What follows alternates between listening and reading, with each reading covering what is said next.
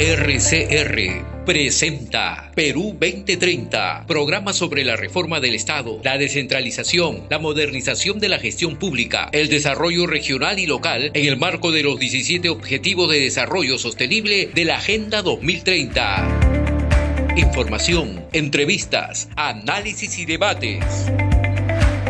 Llevamos 7 años debatiendo los problemas del país y sus posibles soluciones. Perú 2030, con la dirección y conducción de Franz Portugal.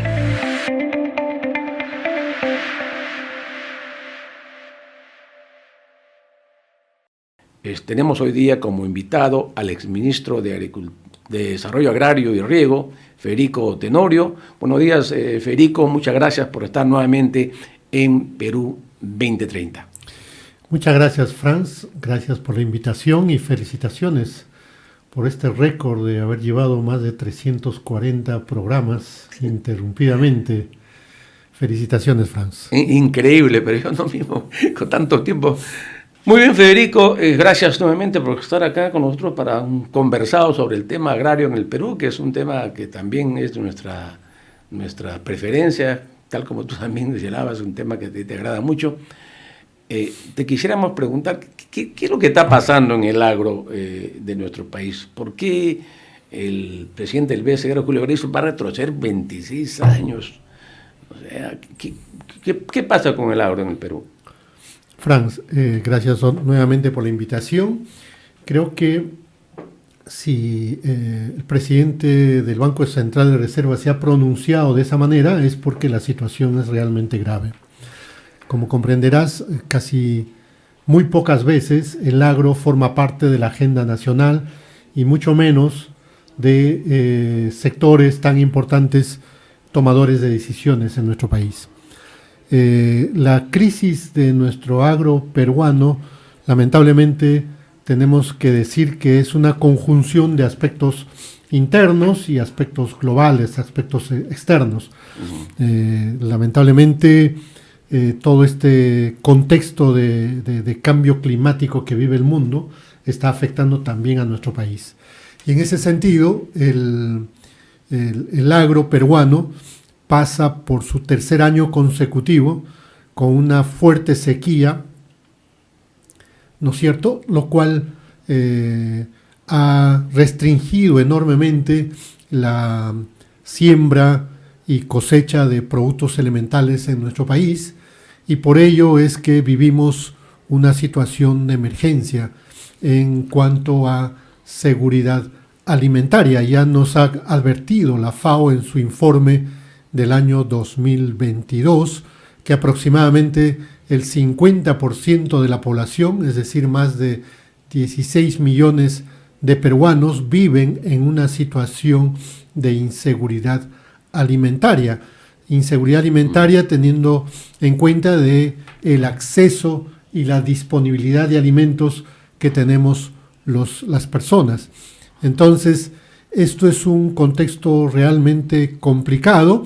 Si analizamos también el índice de precios al consumidor que mide mensualmente el Instituto Nacional de Estadística, nos señala que en el globo del índice al consumidor hay una inflación de más o menos en 9.5%.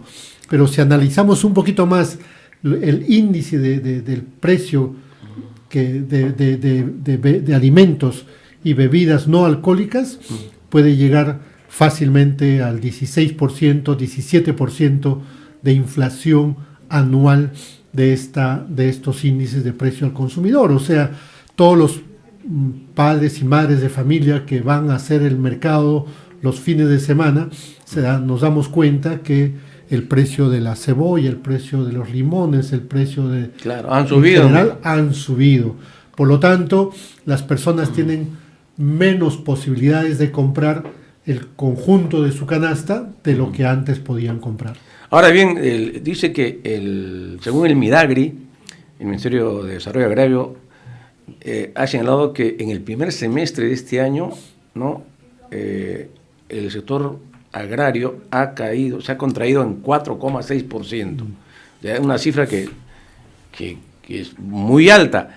Entonces la pregunta es, ¿cómo ves tú para este semestre que estamos? ¿Eso va a continuar así en esa cifra o crees que vamos a entrar en una situación más crítica? ¿Cuál es tu pronóstico? Sí, lamentablemente, Franz, creo que se va a tornar la situación un poco más crítica, no porque lo anunciemos, sino porque las condiciones climatológicas lamentablemente van a ser muy adversas para el agro. No solamente las sequías que se han anunciado continúan muy fuerte, principalmente en la Sierra Centro y en la Sierra Sur con más complejidad, sino el anunciado fenómeno del Niño global que se viene también va a afectarnos tremendamente. Y creo que todos estos efectos de cambio climático, estimado Franz, van a ser cada vez más recurrentes. Es decir, todo ese ciclo hidrológico que nosotros conocíamos antiguamente, es decir, entre los meses de septiembre, octubre, comenzaban las lluvias, noviembre, diciembre eran mucho más intensas, hasta enero, febrero, de tal manera que nos permitía producir alimentos con cierta previsión. Ahora todo eso se ha cambiado totalmente. Es decir, tenemos menos tiempo con intensas lluvias y más épocas del año, más meses del año con ausencia de lluvias, sequías.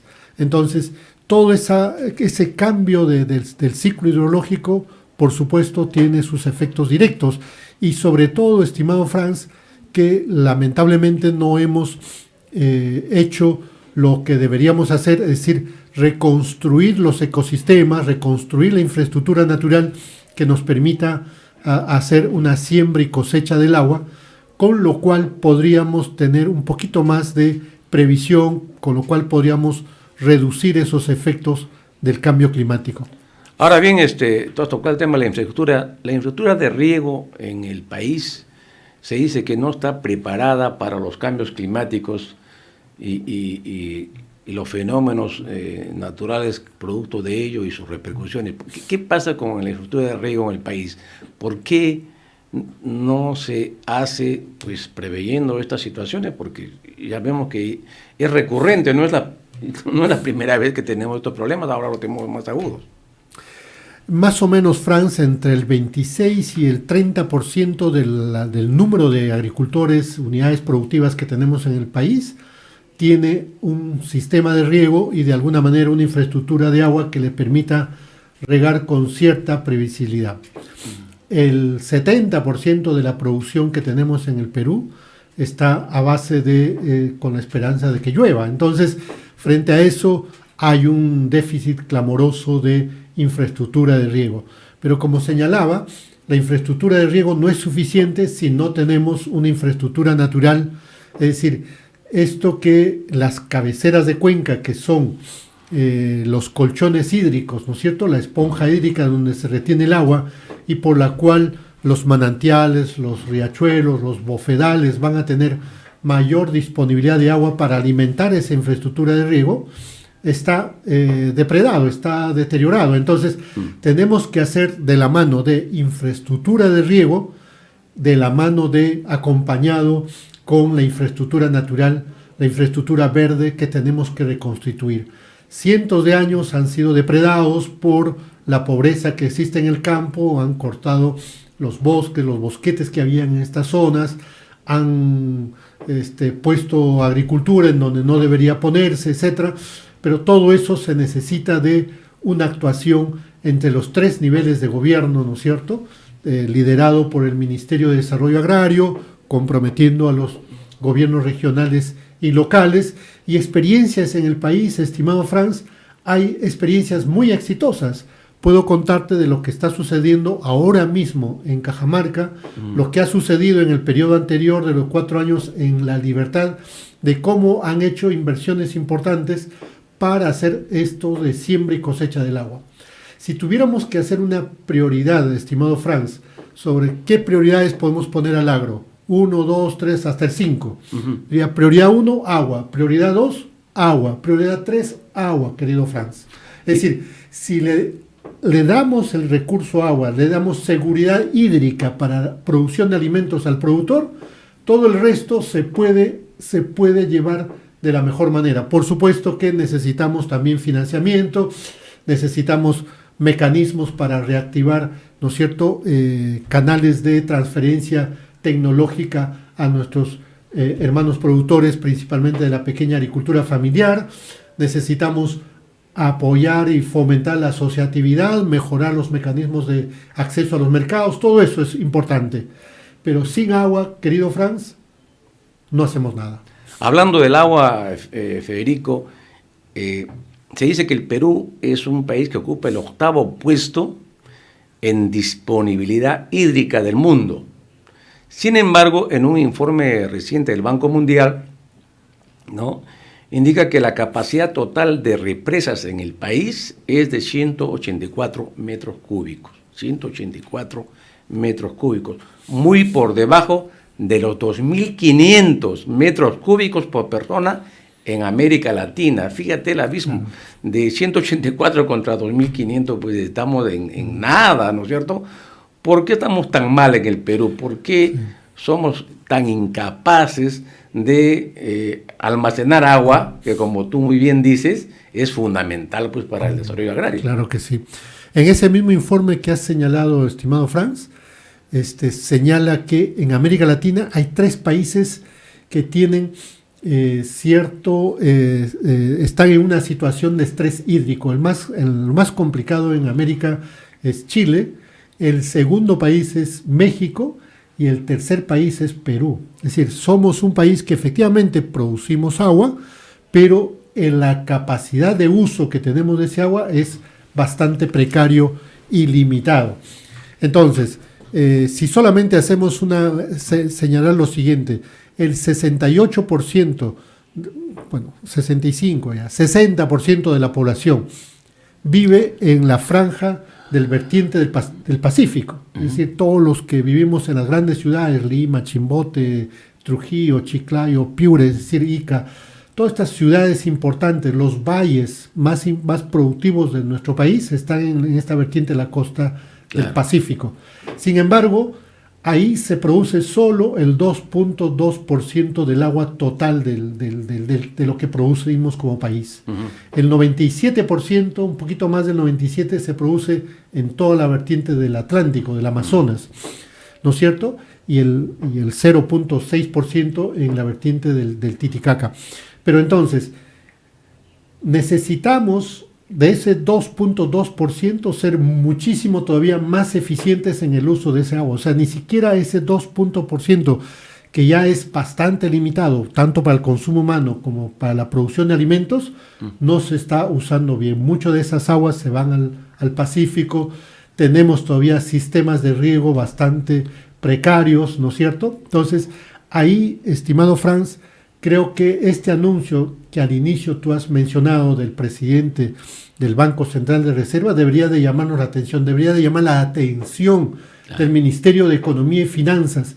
Es decir, estamos entrando a una situación de gravedad en términos de producción de alimentos y en términos de seguridad alimentaria. Si no hacemos de esto un llamado de atención, una articulación entre los 3 niveles de gobierno, una articulación multisectorial para atender este problema, vamos a tener un escenario mucho más difícil en los próximos meses y en los próximos años, estimado Franz. ¿Hay algún tipo de programa proyectado, desarrollado por el Ministerio de Agricultura o por, no sé, por el ANA, que es la Autoridad Nacional del Agua, para desarrollar proyectos para hacer reservorios de agua? ¿Existe eso? ¿O cómo es que se maneja el tema del almacenamiento de agua en el país? Tenemos a nivel del Estado un programa presupuestal, la 0042, precisamente para la infraestructura de riego. Este programa presupuestal la conforman los 3 niveles de gobierno de cuánto le asignan a esto. Todavía tengo que decirte que es bastante limitado los recursos que se asignan. Pero no solamente limitados los recursos que se asignan, sino lamentablemente todavía en una interacción totalmente disperso.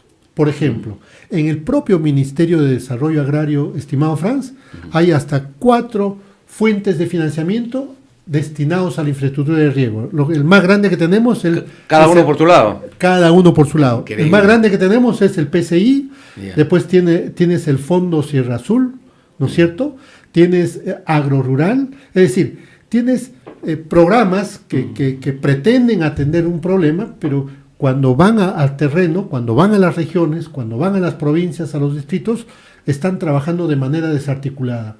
No hay un deseo, no hay una cultura, mejor dicho, de articularse, por ejemplo, con los gobiernos regionales y con los gobiernos locales, de tal manera de decir, bueno, a ver, ¿cómo hacemos que los pocos recursos que tengo podemos incrementar, sumar? Por eso decía que hay experiencias exitosas, querido Franz, que deberíamos de observar y replicar. Acabo de estar en Cajamarca, justamente en un evento del agua, en donde el director regional de Agricultura ha expuesto sus planes y tiene previsto para este primer año, terminado el 2023, construir más de 15.000 reservorios dedicados a la pequeña agricultura familiar. ¿15.000? Sí. En la región, en seis provincias. En 6 provincias. En 6 provincias. Ya, y su meta es mucho más para los siguientes años. Pero además, no solamente reservorios, sino también eso que estamos diciendo en la siembra del agua, es decir, cómo trabajar en las cabeceras de las microcuencas, haciendo la reforestación, haciendo las cochas. Las cochas lo que hace es permite la infiltración del agua para que estas venas que existen, venas hídricas que existen debajo de la tierra, comienzan a alimentar, repito, los manantiales, los bofedales, los riachuelos, comienzan a ser mucho más, tener una mayor oferta del agua. Entonces, ¿y cómo lo está haciendo? Lo está haciendo en una articulación entre gobierno regional y las municipalidades. Las municipalidades, con sus tractorcitos, hacen los hoyos, viene el gobierno regional, pone la geomembrana, la mano de obra lo ponen los mismos usuarios. Entonces, están logrando eso. O sea, hay financiamiento para esos 15.000. Así es.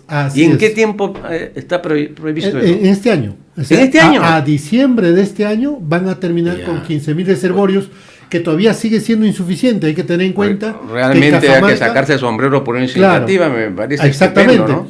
En este mismo gerente regional de Agricultura ha estado en el periodo anterior en La Libertad y en 4 años ha hecho igualmente 15.000 reservorios, en 4 años. En Cajamarca se ha propuesto hacer en el primer año 15.000, o sea 3 años más. Ya tiene experiencia. Ya tiene mucha experiencia. En esa modalidad. Exactamente. Bueno, necesitamos varios de esos en el país, ¿no? Necesitamos conocer esa experiencia. Hay que clonarlo. Exactamente, hay que clonarlo. Nosotros, desde Propuesta Ciudadana, lo que hemos hecho es llevar autoridades de Ancash para ver la experiencia de La Libertad en el mes de abril y se han quedado fascinados. Han regresado a Ancash, gente del gobierno regional, gerentes del gobierno regional, alcaldes, han ido líderes de los productores. Oye, y Federico, han constituido la Mesa Regional del Agua en Ancash para replicar lo que han visto en La Libertad. Pues hay que llevarnos a ese señor a Huancavelica, Ica, porque Ica, los agroexportadores deberían invertir parte de sus ganancias en un proyecto de este tipo allá, porque se van a quedar sin agua en Ica. Exactamente, yo creo que ahí entre Ica y Huancavelica debe haber un hermanamiento natural, de tal manera que las inversiones que hagan, lo que tú acabas de decir, todos los agroindustriales de Ica deben invertir y hacer alianzas con las poblaciones de las partes altas de Huancavelica, porque son ellos los que van a cuidar el agua y los que van a proveer del agua, pero a eso denominamos pagos por servicios ecosistémicos. O sea, las poblaciones de la parte alta están brindando un servicio ecosistémico a la parte baja, pero entonces ahí tiene que haber una mayor articulación y una mayor diálogo y entendimiento entre estos diversos actores. Esta vez estamos con el tema de la crisis agraria y la seguridad alimentaria en el país. Nuestro invitado es Federico Tenorio, exministro de Desarrollo Agrario y Riego. Estábamos conversando sobre un tema tan interesante que es el manejo del agua, ¿no? Que es un tema que tiene un impacto directo pues en el sector agrario. Y estamos señalando esta estupendo proyecto de 15.000 reservorios, ¿no?, que se están proyectando para diciembre, no para el próximo año, hasta diciembre en el gobierno regional de Cajamarca, pero con una articulación, nos decía Federico, con las municipalidades. Y la pregunta es sobre el tema del riego tecnificado, o sea, teniendo estos reservorios, hay que multiplicar, ¿no?, el uso del agua, y eso solamente es posible con el riego tecnificado. Y la pregunta es, pues, ¿qué cosa tenemos como proyecto o desarrollo de riego tecnificado en el Perú, en el sector agrario? Ahí, Franz, lo que tenemos es este fondo que se llama el Proyecto Subsectorial de Irrigación, el PSI. Tiene financiamiento para precisamente poner riego tecnificado a estas unidades productivas. Por eso digo que la desconexión es alarmante, estimado Franz. Si el PSI fuera un poquito más proactivo, podría ya estar en contacto con la Dirección Regional de Agricultura de Cajamarca o la Dirección Regional de Agricultura de la Libertad, para que estos reservorios, estas familias que ya cuentan con reservorio, pudieran tener su riego tecnificado. Esto le permitiría regar los pastos, regar cualquier cultivo que ellos tengan de manera mucho más eficiente y no seguir haciendo riego por gravedad como tradicionalmente se hace en nuestro país. ¿Y estos programas tienen tecnología propia o la importan? ¿Cuál es el procedimiento? Hay de todo, Franz. Hay, obviamente, buena parte de esta tecnología es importado. Son estos accesorios que se compran, ¿no es cierto? Y se traen, pero no son caros. O sea, se pueden hacer accesorios de riego por aspersión, por ejemplo, mediante el uso de mangueras, y eso se puede ir trasladando. O sea, ni siquiera necesitan ser una infraestructura fija, sino los mismos martillos, el mismo accesorio se puede usar para una parcela, para dos parcelas, eso se puede ir trasladando. O sea, estamos hablando de una pequeña agricultura familiar, principalmente en zonas de la sierra, claro, o en estos valles interandinos, donde no es que son grandes extensiones. Una vez vi un video donde se mostraba cómo hacían riego tecnificado con botellas de plástico de las desechables, ¿no?, que me parecía una maravilla el ingenio para poder tener un cultivo mucho más tecnificado, que obviamente cuando es tecnificado la productividad aumenta, ¿no? Y evidentemente, Franz, yo creo que ahí lo que necesitamos es una relación también un poquito más estrecha entre las universidades, los institutos tecnológicos, con los productores para recrear esto que tú acabas de señalar, no solamente el uso de botellas descartables, botellas de plástico. O sea, todo esto puede servir en un contexto en donde el agua va a ser siempre más escaso, claro, en donde el agua va a ser un recurso muy importante, va a tener una situación de estrés hídrico de la cual vamos a vivir. Entonces necesitamos recrear diferentes tecnologías para hacer un uso óptimo de este escaso recurso. Claro, el problema del agua es un problema mundial, no solamente de Perú, pero en el Perú tenemos que avanzar. Ahora, tú has mencionado el tema de la agricultura familiar, ¿no? Pero hay que señalar, estimados amigos, de que la agricultura familiar es muy importante en el país. Ustedes deben saber que más del 80% de la canasta familiar en el Perú lo pone la agricultura familiar. Lo que diariamente consumen los peruanos viene de la agricultura familiar en un porcentaje alto. Y hay cerca de 4,5 millones de peruanos que viven, ¿no?, con la agricultura familiar, o sea, produciendo para el país. Entonces, la pregunta, Federico, es, ¿qué va a pasar con la agricultura familiar en el país con esta situación crítica de la agricultura? Está ya sucediendo, hay que estudiar, hay que analizar mucho más estas transformaciones que se están dando en el mundo rural. Cada vez menos los jóvenes están decididos a quedarse, ¿no es cierto?, en los terrenos de los padres, de los abuelos, porque asocian pues la agricultura familiar a la pobreza con toda justa razón. Entonces salen a las ciudades a buscar oportunidades mejores de empleo, etcétera. Pero yo creo que y también están sucediendo otros casos importantes, Franz, que hay que señalarlo.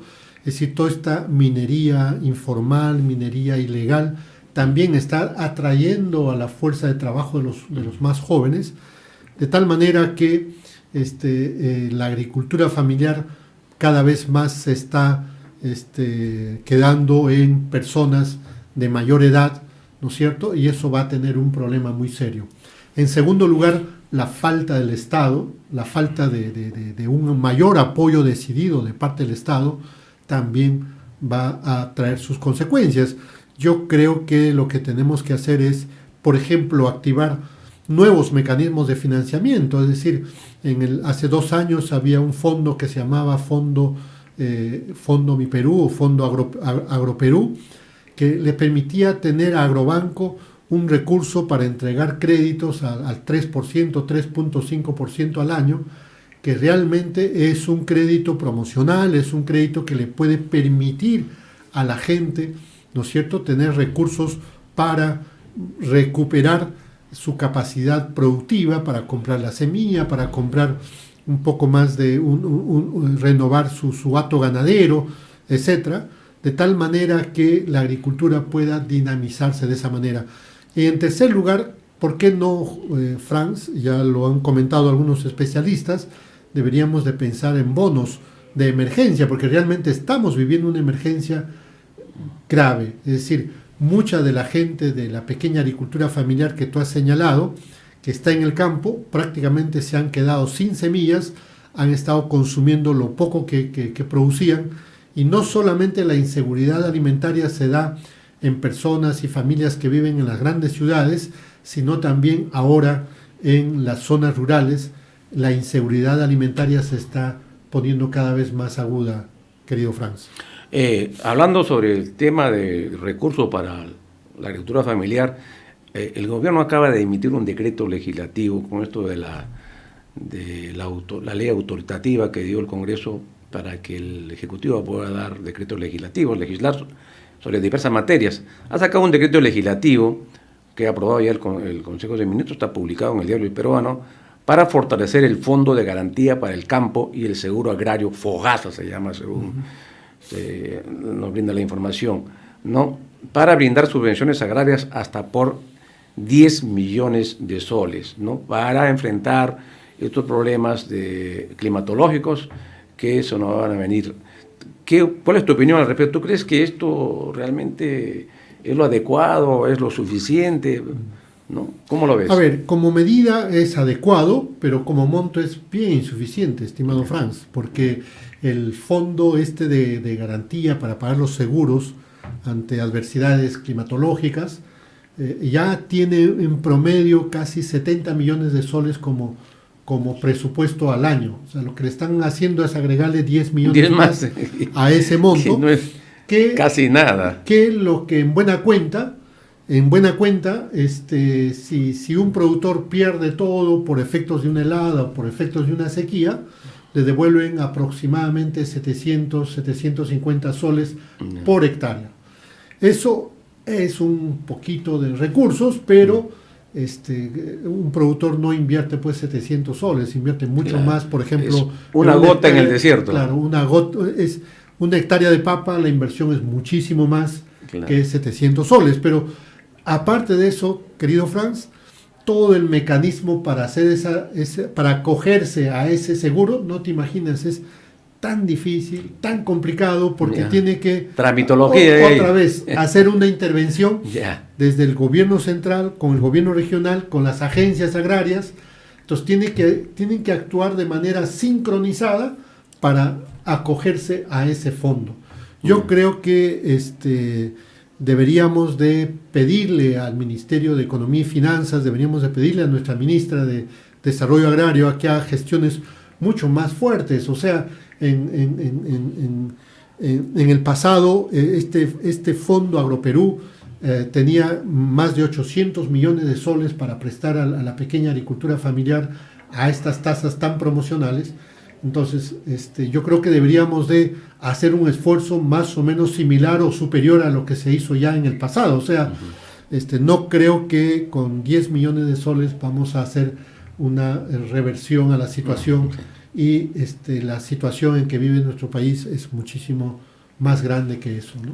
Volviendo al tema de la agricultura familiar, tú sabes, Federico, que hay pues una legislación, hay una ley de agricultura familiar, tiene un plan nacional de desarrollo de la agricultura familiar, o sea, no podemos quejarnos, ¿no?, de la parte legal y sus avances, y también de la parte de planificación.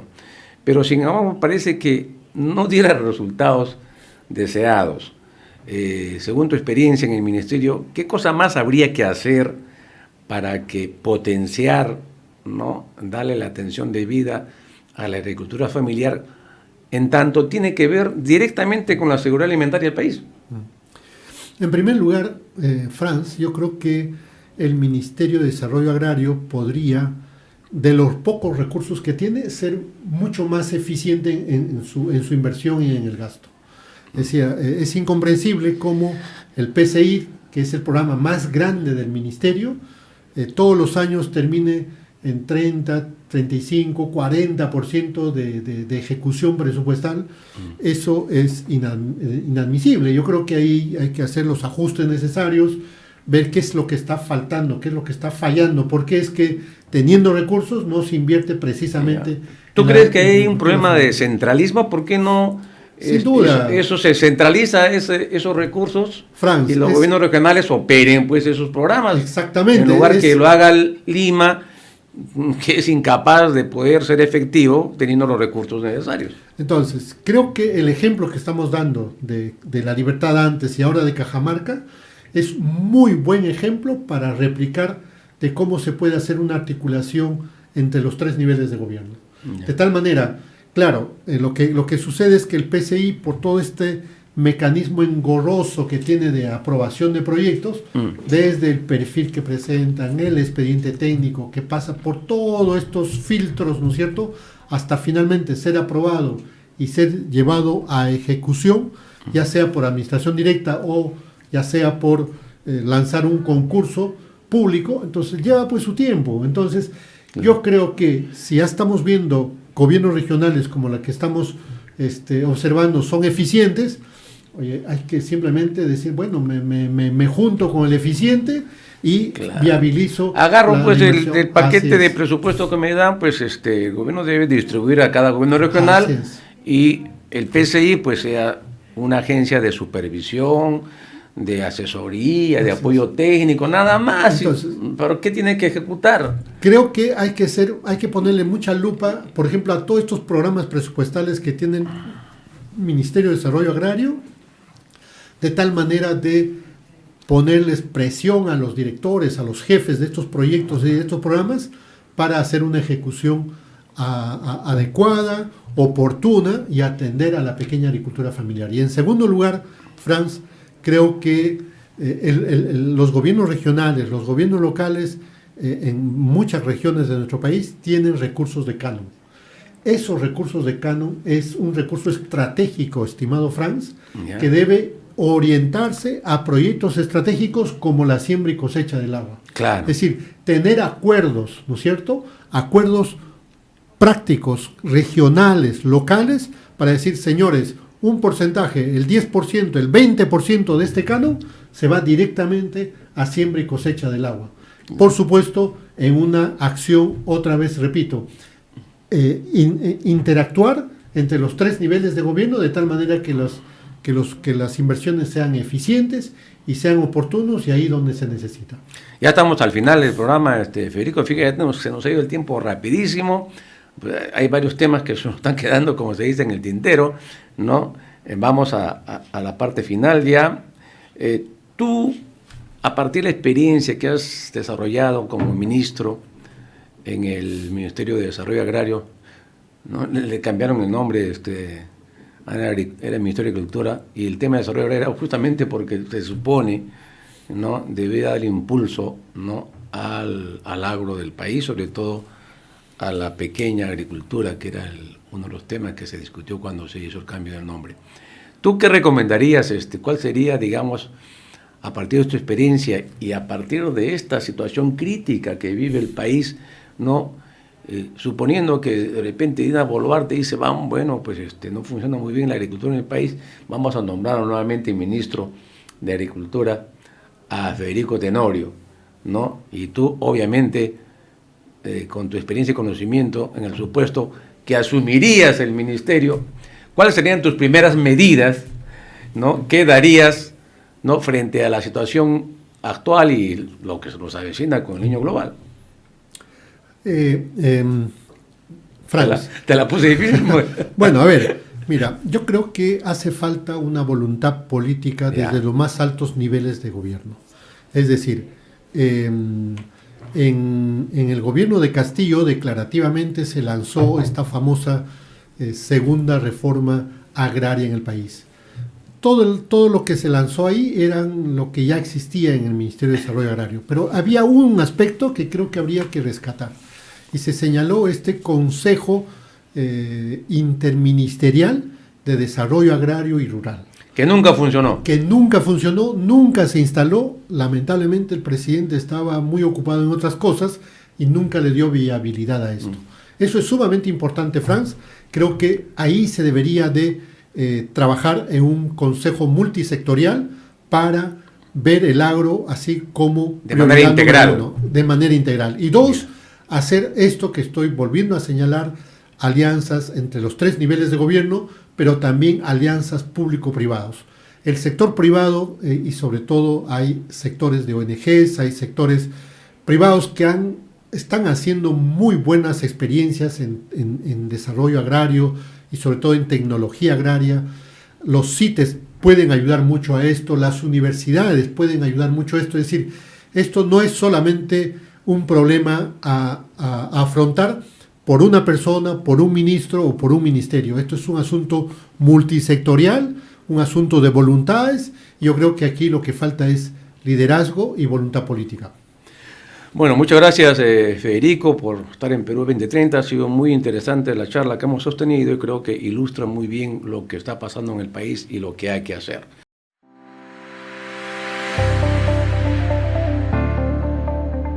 RCR presentó Perú 2030. Retornamos en nuestra próxima edición con más información, entrevistas, análisis y debates sobre los problemas del país y sus posibles soluciones. Perú 2030.